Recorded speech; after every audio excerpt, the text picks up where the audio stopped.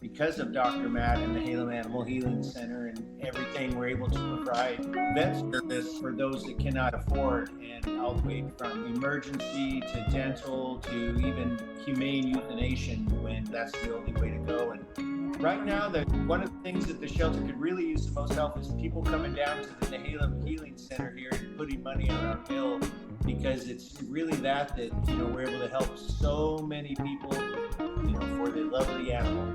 That's why we do what we do, and we get up and do it every day. Hi, I'm Sherri Burdick, and I'm here with Malia, Blackmon, and Dr. Matt Didlake with Nehalem Animal Healing.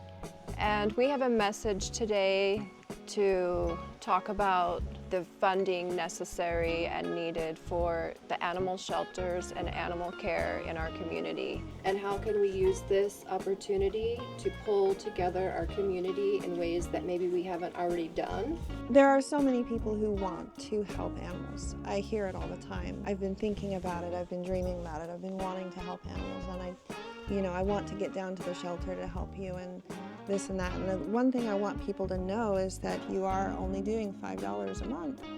You are still doing your part to be part of Animal Haven. You are a rescuer if you're doing that. You're one of our team.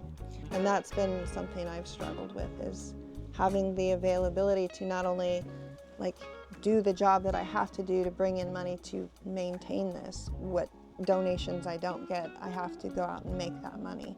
Bear in mind, this is a private operation. You don't have government support, right? No. Well, that makes it tough. And it's even tough with the ones that have government support.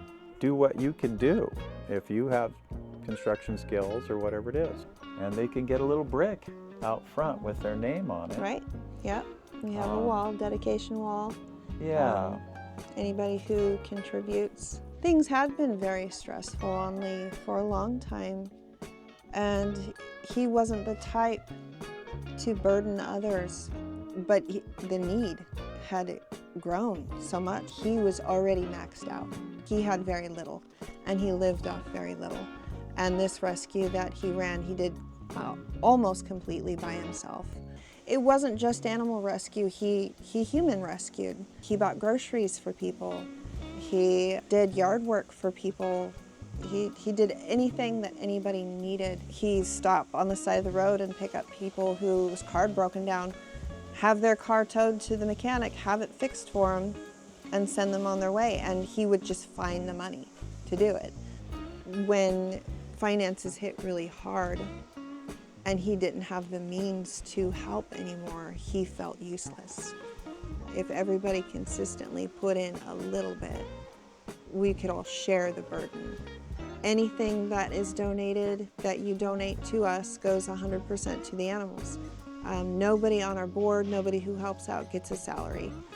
He was so special, and I love the fact that he loved helping people, but it got to him. The need everywhere, and the lack of ability to provide that on his own. But when you're drowning, you can't say I need help because your face is underwater. It's hard to know how to accept help when you don't know exactly where you need it. So having people who can step in and be like, I'm just going to take care of this for you. I'm just going to help you out with this is important.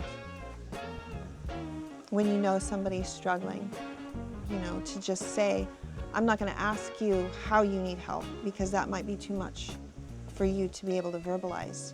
I'm just going to do this for you.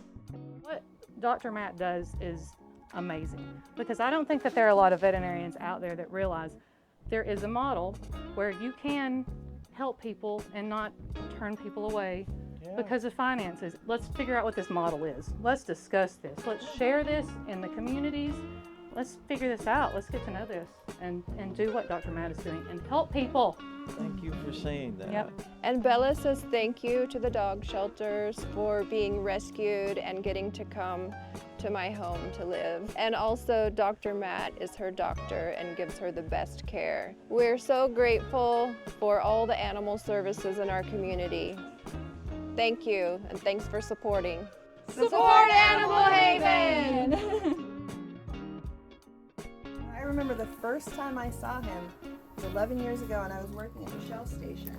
And I was feeling really bad about myself. And I looked outside, and I see this guy, and I can't see his face. I can just see his mannerisms and what he's wearing. And I see this guy in this giant, oversized Charlie Brown sweater, and Adidas sneakers, and a beanie cap, and messy hair. And I can see the way he's interacting with people and talking, and just very big movements.